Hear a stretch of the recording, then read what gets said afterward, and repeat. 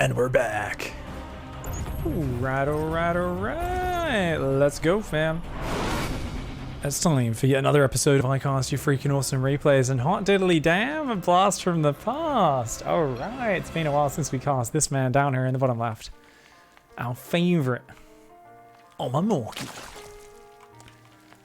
This is, of course, Tim, who actually sponsored our Liquid Rain ICYFAR series about a year and a half ago, I believe it was, when his book came out. 2 years ago? Jesus, I don't know. My sense of time is butchered. But a while back, and gave a whole bunch of money away to ICYFAR submitters, and he's been a big fan of this show and featured a few times over the many years. We've been doing this show for four and a half years or so, and he's been featured maybe 4 or 5 times throughout that, maybe a little bit more than that. Always has some creative strategies, and it looks like he's going to try and take an expansion near his opponent's base over here. Up here in the top right, his victim. It's Vivs. So, what is this drone up to? This is, of course, the Pretend Proxy Challenge, where players had to proxy their opponent and then not even use it, or at least not use it in the way their opponent expected. Lots of trying to kind of trick their opponent and mind game them out. And as always, there is no strict rules with ICYFAR. People have a lot of issues with that. Every week we get questions, so I always like to do the little clarification.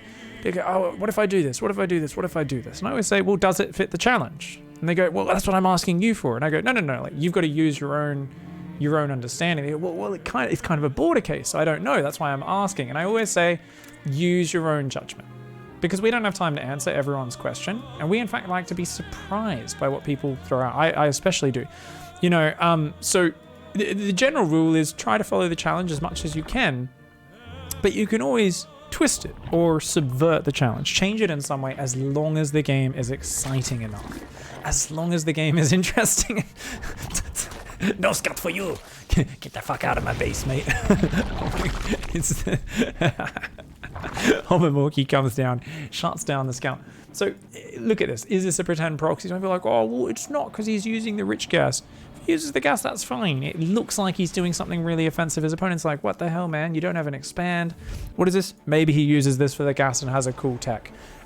You know, there's a lot of ways you could do this challenge. I knew this challenge would be somewhat flexible, but it all comes down to how creative and interesting, unique is the game. A lot of the time we'll have a weird one, right? Like our blood sacrifice challenge that we've done, where there's often a minute or two of the game where they forget to kill a unit, because the game has gone so far off the rails and become so crazy. And some people sit there kind of just checking the boxes off, and they go, there was 1 minute in this 23-minute game where they didn't kill a unit, therefore they failed the challenge. And I go, okay, cool, but like I could watch a fucking game where they hit the challenge perfectly in textbook and it's the most boring, dry piece of shit ever. This game involves some of the most wild mistakes and misplays combined with awesome plays to make up for it and interesting units and strategies. We're gonna forgive 2 out of the 23 minutes, you know, not having units be killed. So that's what you guys always need to apply. If you want to get your replays in for this show, just try to play something fun and unique and interesting. And on the most basic level, just try to have some sort of plan of what you're trying to do. Speaking of which, Vivs is trying to get an erection over here. He's struggling. Oh, think sexy thoughts. Think sexy thoughts. No. Stop thinking about Grandma. Stop it. No. Oh, you see, he's paused here for a second. Now he's thinking about, oh, he's got to pay my tax. I've got to fill out that form down at the fucking office, get my license renewed. Oh, Jesus. Dude, you're thinking about the wrong... You got to clear your mind if you're going to get this one up. Oh, he says, boobies. Okay, he's finally managed to get this planetary erected down here in the natural. It is still a planetary on the natural. So I kind of look at that and go, wait, why were we trying so hard to get this up here? Are we just playing with ourselves? Ooh. You shouldn't really have to try that hard if you're just playing with yourself, should you? Is it worth it? It's not really much of an event, is it? Okay. Vivs is going to go for it anyway. Why not? Meanwhile, Morky has said, I'm going to mine rich gas. I've got 600 gas in the bank when my lair starts. May not have thought this one through. So I think Morky's like, yeah, we'll do the gas, we'll go muters. Unfortunately, I think Morky may be mining just a little bit more gas than he realized here. 26 workers, 800 gas in the bank. Lair's not even halfway done. Thankfully, Morky is spreading creep like a D-bag. Check it out. We've got tumors going in every direction, proliferating.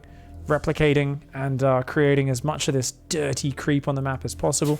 I do love that this Terran saw a 1-base Zerg, saw 2 gases, had the scouting denied, and has just responded by being like, oh, it's fine, just going to build a planetary, it's cool. I'm pretty sure this player does this every game anyway. You can kind of tell. There's a point on the ladder where you play players where their whole plan is to build planetaries and tanks, and then, you know, in between games they open up the GSL chat to ask when a Villa is playing or some shit like that, or like, you know, they're like, oh, is Goody still the best player of all time? And I'm like, okay, like, I get you're a mech fanboy, but like, I think upon seeing this creep, let's go to Viv's camera. I think at this point Viv's is like, what's this? Why is there a creep here? I don't like this. It just goes home. Viv's just like goes out there, is like, let's go get out on the map, and it's like, let's go home, maybe? I don't know, I'm confused. I'm gonna siege in the middle of fucking nowhere. Meanwhile, tries to float the third down. Oh, I can't wait till Viv's notices this.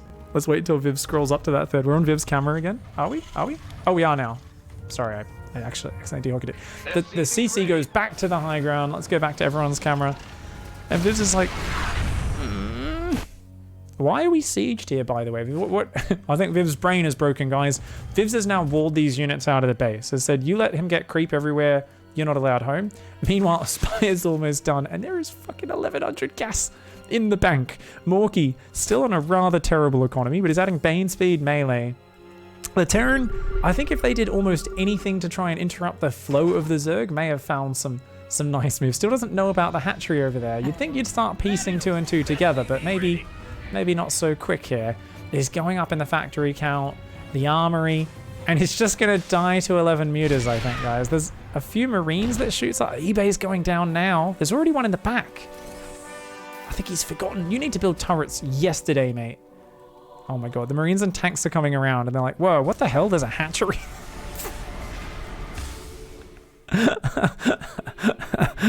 Oh my god, does he not even see it? I don't think he's seen it. He's staring at his army right now. He didn't see the hatch. Oh god. Oh man, what is this? Is this just going to be 11? They're going for the army. This is so dumb.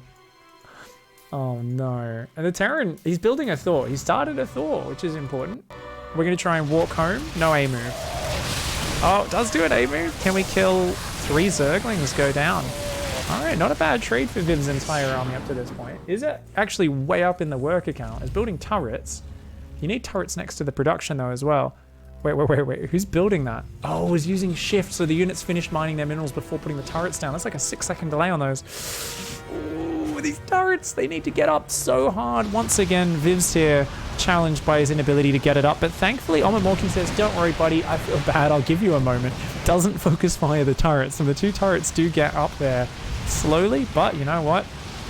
Once they're up, they're up. Now, this Thor will get wrecked by that many mutas on its own. But it's going to pick the fight anyway. The muta's being very careful. Okay, yeah, Omamorki's scared of the splash, does hold position. For those who don't know, Omamorki's an old school player, so probably still thinks of Thor's the way I sometimes do, where you're like, oh god, I gotta be careful, I can't clump up at all, they'll all die. Thor splash has been nerfed since back in the day, where it actually used to hit a lot more of them, so you can be a bit more YOLO versus Thors these days, but you know what, guys? Viv's actually holds on, has +1 attack on the way. The muta's going after that army, gave up a big chance to win this game. High-sec auto-tracking is on the way. +1 range on these erections. Not bad. That is it's not quite Viagra. It's more the horny goatweed upgrade. For those who don't know, the Viagra upgrade is, of course, when you get +2 range. Only Protoss has that for Colossus. This one only gives +1 range to planetaries and missile turrets, so to those very slow erections. I mean, you do need a little bit of help. We can tell that Viv's does need that. Now, we're going to go out with 2 Thors and a Raven. We know there's a ton of mutiling on this map, so Viv's here showing absolutely no fear in the face of you should absolutely be panicking and shaking in your boots right now. Is building more Hellions. The tanks aren't covering from the high ground. I'm a little worried, mate. These mutas are coming in around the backside. Oh, they want to get rid of the horny goatweed upgrade? Nope, they fly right past. They're going to go for a gas. They're going to go for a gas, guys. And not a bad choice there. Omamorki's going to come in on the top side of that. Ooh, there is a turret there as well. Going to lose a few mutas. But on top of that, production has to watch out, though. They're clumping, and Thors are about to pop. Now, the Thors are rallied, though, so they're not going to shoot as soon as they pop. But does get one volley off. Quite a few mutas falling here, in fact. Those 2 Thors had made their way back up. And, you know, look at that. Immediately replaces the creep. Omamorki always prioritizes being a douchebag over macro. It's still only at 39 drones here, even though he's up on 5 bases. So the economy actually does kind of suck balls, but you got 13 more mutas on the way to go with the 9 that you've already got. No upgrades, though, is a problem, especially if you don't get armor and that +2 vehicle weapons kicks in. Mutas are going to start getting 2-shotted rather than 3-shotted by the Thors. Neo Steel armor coming up now as well. We've got turrets covering literally everything. And it looks like once again the command center tries to land and he's like, can you get the fuck out of my base? Oh, the mutas clubbed. Oh my god. Morki's not looking. I think he's just A-moved across the map. I don't think he's watching. This is a terrible fight for Morki. Oh my god. Oh my god. Okay. Morki? So you see that some people like to criticize elastic pants, like track pants with just an elastic waistband. They're like, oh, I'm an adult, I'm a gentleman, I only wear fancy pants and I need a belt. So the problem with those sort of pants is it's much harder to waistband trick it. And I think we got to see that in action. Omamorki was like, I'm a grown-up, I wear serious suit clothes, I do my business meetings. There's an advantage to wearing your slacks, guys. With your slacks, you can easily tuck certain things in to be contained. And I honestly think that's what he was lacking there. He was like, oh, how am I going to do it here? My belt's too tight. Oh, no. And oh, this time, I think that's a good moment to actually unleash. So he chooses his moment here. He says, let's just let it fly. Those Zerglings wreck those units. Where's the Hellions? Where's the other units? Oh, man. If only all these units rallied out. And if there was another round of Hellions supporting those Thors, this would have been that moment where Vivs establishes the third and chills out, but instead runs out with just 3 undefended damaged Thors, no repair on them, no Hellions to guard them against Zerglings. Now we see Morki here is going with what we see a lot of pro gamers doing recently in this matchup. That's trying to fight mech with Mutaling Bane. So this is what you do if you are a true Zerg player who has 1 neuron, you know? I'm talking about, normally you look at a hatchery, where's an example? I think this is, here we go. So this is, oh, wait, did he just click Zerglings? And he did, okay. Here we go, 1 neuron. One little wriggly boy just trying to fire off there in the Zerg brain. He says, rolling banelings into Hellions, tanks, and Thors. This seems efficient. Nesty, so many banelings. It's a counter, right? Omamorki looks puzzled at that and goes, 14 banelings don't beat 2 Thors, a tank, and a Hellion? Decides to go, let's get +1 flyer weapons. Those mutas are still going to get 2-shot. Is going Hive. Has +2 melee and a carapace. Maybe you can go ultras aren't the worst thing in the world versus mech. You do need more money though. And Omamorki's macro has left a little bit to be desired. Remember, most of Omamorki's focus has been on spreading creep in weird directions across the map to trigger his opponent rather than actually building up his work account or taking not terrible fights. And because of this, Vivs is slowly getting back in this game. I do like that he once again leaves a handful of units out in the open completely undefended, without the units reinforcing or sitting in a central area where he's safe. You can tell the mech player learns from their mistakes. He goes, oh, me walk into tall grass, lion jump on me, fucking bite me? Me walk into tall grass again. Me want food. No. You've got the minerals. Open field. Fucking spread out. Herd. Get in the herd. Mech is herd animal. Fucking watch each other's back. Zerg wants to separate you from the pack. Okay, now that the rest of the herd's coming out, they're joining up a little bit. All right, let's try and fucking herd up a little bit. You guys ever watch lions hunt down bison or some shit like that, or fucking gazelle? Well, maybe not gazelle. They're kind of like, but like the big fucking, you know, big cow-like animals and shit. And you're like, wait a second. So the big daddy animals can kick the shit out of like the lions and like gore them and stuff. But they're all just too stupid and they all just go, oh, lion. And then like they just fucking let their kids get taken because they're like, oh, there's a guy in a van. Quick, I know my lesson, run away from that. And they leave their kid to take the candy, you know? And you're like, dude, you know you could like literally, if you guys just actually stood your ground and told the lions to fuck off, you could actually like never die to that. And that's kind of mech versus Mutiling Bane. Where you look at it and you go, there's no real reason why mech should ever die to Mutiling Bane, but it keeps happening because we keep letting our fucking children get separated from the pack. Now this here looks a lot better, but Vivs, like all good water buffalo, is going to unsiege and fucking move on creep and get surrounded. You know, oh, some long reeds filled with fucking gigantic killer pythons and anacondas. Well, my Hellions don't want none unless you got Anaconda Buns, hun. I'm gonna fly fucking into the map. We're gonna go out there. Okay, just a few Hellions to start. That's not too bad. Omamorki is gonna... Oh, Omamorki. Oh, that's not... I mean, the tank's on siege. That's kind of good for him. Is he clicking on the planetary? Did that just work? I don't know if I'd call that working, to be honest, because he can just float that there. And he just wasted a ton of banelings to kill like a tank 3 Hellions and a planetary, which, to be fair, if the Terran repaired, would have survived. He's going to go push now onto creep. He says, okay, fuck you. I just butchered all your lions. Let's go out. And a herd of mech units wanders out, but you notice there, they just stood there looking at each other for a moment. Oh no.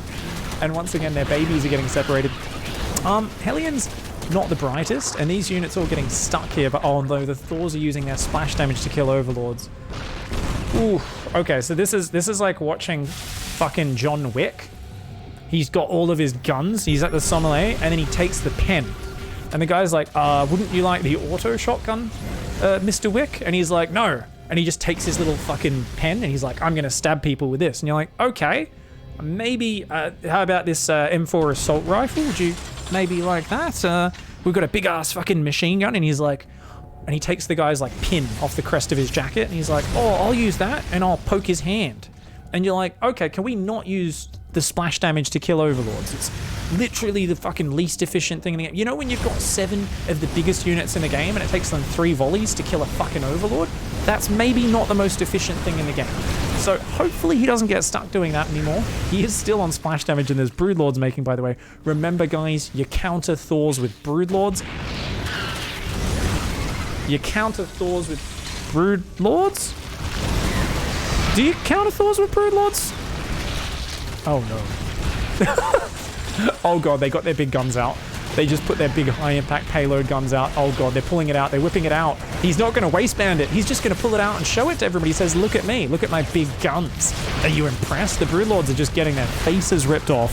The Zerglings are going to come in though. Most of the Broodlords die, but thankfully those +3 adrenal Zerglings do ruin those Thors whenever they don't have Hellion support. Somehow this third base is not mining. Oh, he's all walled in. He's all walled in his base. By the way, he doesn't have blue flame either. And oh no, you can't afford to lose these Is he going to lose this planetary? You're kidding me. All of his units are stuck in his main. He can't figure out how to lower his wall. He's figured it out. You've got to lift that right now. Those are adrenal Zerglings. Oh my god, he cancels the erection. Wow, that's like stopping to pee midstream. Well done. That's good discipline. A lot of players aren't able to do that, guys. Uh-oh. Oh, Corruptors are here. They're trying to kill the command center. He's got to keep it alive. He's got to keep it alive. Uh-oh. Here come banelings. Morky is just having a blast right now. A literal blast. Explodes his banelings all over the face of that mech army. And oh no, there's only one Hellbat. He's got no Hellbats to...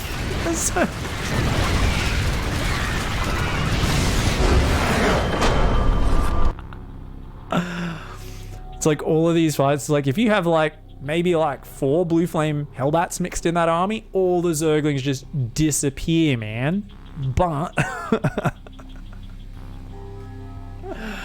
oh shit, GG, well played. And yeah, both players struggling to waistband it there and instead just going deep on each other. In the end, Morky does take it out with the lovely hatchery on the rich gas, spreads creep all over the map. Opponent's brain does break a little bit, gets separated from the herd a few times in a row.